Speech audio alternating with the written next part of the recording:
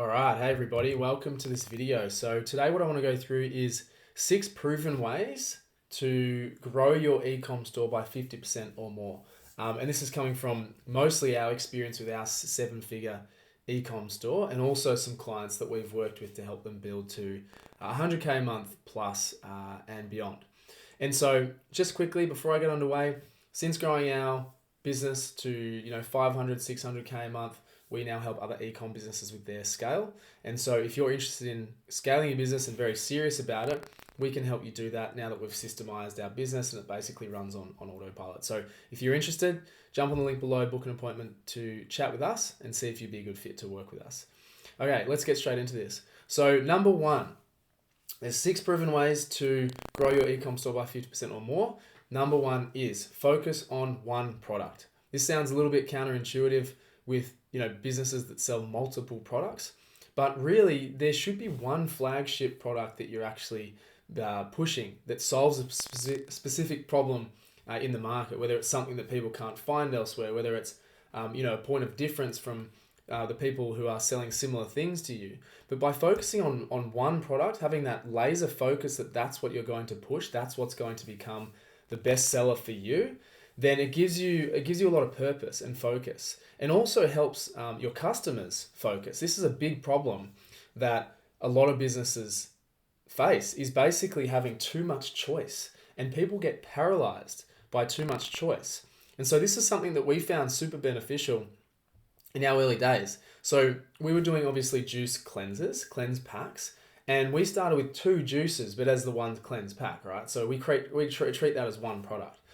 The fact that we only had 2 juices within this one's cleanse pack and one cleanse that they could choose from was literally like, I either want it or I don't.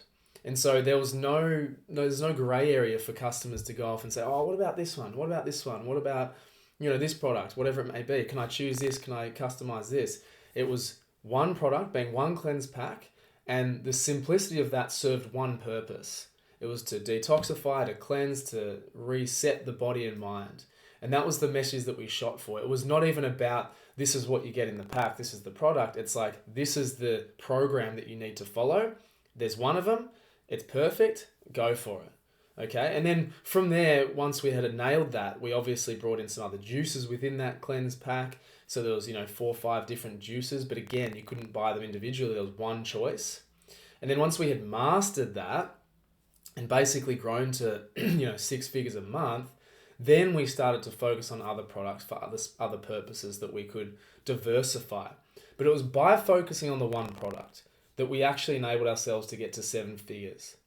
Like, don't get me wrong about this. We focused on one product that got us to 7 figures and then thought about the rest. All right? So that's just one thing to think about it. If you're selling apparel, for example, or, activewear, like you can have more than one product, but it's like, I'm only going to push the leggings. Right? Like, I'm only going to focus, it might have different colors, but that's not considered different products. You push the number one thing that you want to push, that you're passionate about, that solves a problem in the market, that differentiates yourself from everybody else. Okay, so number 1 is focus on one product. Number 2, abandoned cart recovery. So in the market, in ecom, 68% of people who add to cart abandon them. So almost 7 out of 10 people who add something to your cart will abandon them. Right? This is a massive portion. You spend all this money, all this time to get people to your site, and then they're just going to, to go off into the sunset. You need to understand ways of how to recover these abandoned carts. So of course, things like abandoned cart emails. If you're just using like a very basic one on Shopify, I'd recommend jumping to something like Klaviyo and having a sequence, and then having offers within that. So email marketing, obviously. You can use retargeting ads. On Facebook, for example, you can still retarget people that added to cart or purchased. And being able to get their information and make sure they're as engaged as possible to get them over the line is going to be the best thing that you do for your business. That will increase your sales by 50% or more if you can master that. All right. So obviously you can use, text messages. That's kind of probably the newest, most instantaneous thing. Right. So figure out ways to recoup dollars that you've already spent on getting these people there, dollars or time, and figure out a way to capture them and get them over the line. Right? So that's number 2. Number 3 is optimize the checkout process. Okay, so this is kind of an add-on to number 3, where people might find the checkout process not very user-friendly. Okay, so simplify this. Put credibility in there. Put different payment methods in there. Really simplify it. So what a lot of people do is they either have a massive long page of, requirements. Okay, so they have like, it's like, oh, okay, I want one step for everything, as in put all the information. It seems too long. So consider going to a 2-step. Name an email first, and then you go to your details and make sure that they only put in like things once. So remove any unnecessary fields within your checkout. This is really important. And for us at Karmic, what we basically said is we want people to essentially trip over the purchase and buy without them almost kind of knowing. Like that sounds obviously very extreme, but the point being is removing every single possible barrier that they could face. Having 1 to 2 steps to 3 steps from browsing to basically thanks for your purchase. But looking at this and not underestimating the impact that this has on people's purchasing experience will dramatically increase your sales. So have a look at that. And I just gave you 2 examples there, removing unnecessary fields and creating like a 2-step checkout process, all right? Plus all the credibility and badges and stuff along with it. Number 4 is upsell and downsell. Now, don't get me wrong. This is not about having 50 different products that you can tack on, but it is about potentially increasing average order values, repeat customer rates. So what you can do here is think about ways of basically either bundling or, if you've got 1 pair of leggings, make it 2 for 50% off, or, whatever it may be, have like 3 packs of something, the same sort of product, but you're just selling more of it. Okay. Because as we know, like the most expensive thing is acquiring the customer once. And it's just so much easier to get someone to spend more money or spend again when you've got them engaged. All right. And so for us, again, what we did was we basically tacked on more juice into the 1 cleanse pack. Same product, similar product, but we were able to increase our price from basically $99 to about $134, I think it was at the first time. So suddenly our average order values have gone like this. Our revenue's basically gone up by 50%. And that was one way that we could essentially do that. And train our audience that they're getting more value, right? So think of ways that you can do that. Upsell and downsell. Extract more revenue from your current customers or people who are about to buy from you, right? So there's various apps and things like that you can use, but think about it in really basic terms first, and then you can think about the mechanism to actually make that happen. Number 5, advertise. People need to know about you, okay? This is one thing that people kind of get wrong. They say, when I'm profitable, when I'm successful, when I'm making X amount, then I'll put money into ads.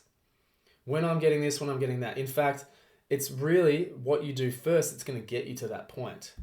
So you need to be advertising. Facebook, Google. Facebook's going to be your colder audiences. Obviously, you can do retargeting, things like that, but cold audience predominantly, where 80% of your budget goes. And so that basically puts in people's minds your brand, okay? Helps them to engage with you for the first time, and then you can, they get familiar with you. But you need to be serving impressions to the market, because we know that organic content reaches about 8% of our actual audience. So you've got, 100 people that follow your page. Basically, 8 people are going to see that content. So all our content at the moment is falling on deaf ears. Okay, so you must be advertising. No matter what the returns are, you must be putting some dollars in so that you can acquire more customers. Because if you can't afford to pay to acquire customers, then you just don't have a business. And your fluctuations are going to go wild. It's going to be crazy. It's going to be feast or famine. Okay? So that's Facebook. Google is going to be warmer audiences, people who are searching for things like you or solutions. So they're going to be wanting what you've got, hopefully. So they're the 2 advertisers. That's where we put most of our budget per month, is Facebook and Instagram, and then Google. 2 different types of markets, warm and colder. Right? And obviously Facebook has the ability to retarget. So advertise. Number 6 is leverage a referral program. All right. So we had thought about this for a long time with our customers, and a really, I guess, indirect way of doing this is something through like influencers, for example, where they have their own customized code. So, okay, we'll give you free juice or whatever, we'll pay you, and you can have your own code, and that's what your audience will use. That's pretty much a referral program. Am I right? Okay, and some of these bigger companies and a few of our clients, in fact, also are really taking advantage of referral programs where basically, there's ways that they get either discounts or even paid from each transaction that they send through via their own landing pages, their own links, their own strategy. So they're basically got a vested interest in referring you business. All right, and they've seen really, really big results from this. This builds the credibility, it builds the target audience, and they're doing it with people who don't even have what you call traditional massive influencers over their audience, like 1,000 followers. You could have people within your network or their network that follow you because they're literally a friend of them. And so there's no end to what you can do in building your own incentivization strategy and referral program. All right, so think about that and think about how you can leverage people who love you already and incentivize them to refer you more business. And as I say, it can be a very formal or an informal capacity, but don't underestimate what you've already captured within your market. All right, so that's leveraging referral programs. So I've just been through the 6 proven ways to grow your ecom sales by 50% or more. And this is from a 7-figure ecom business, right? Focus on one product. Abandoned cart recovery, focus on recovering those. Number 3 is optimize the checkout process, make it super simple. Number 4 is upsell and downsell your products in, for example, bulk packs. Number 5 is to advertise. Number 6 is to leverage referral programs. So look, I really hope that helps. That's some things that we've used in our business and clients are using that we're recommending as well that have worked well for us and them. And so if you've got any questions about it, let me know. And I'll see you in the next one. Thanks.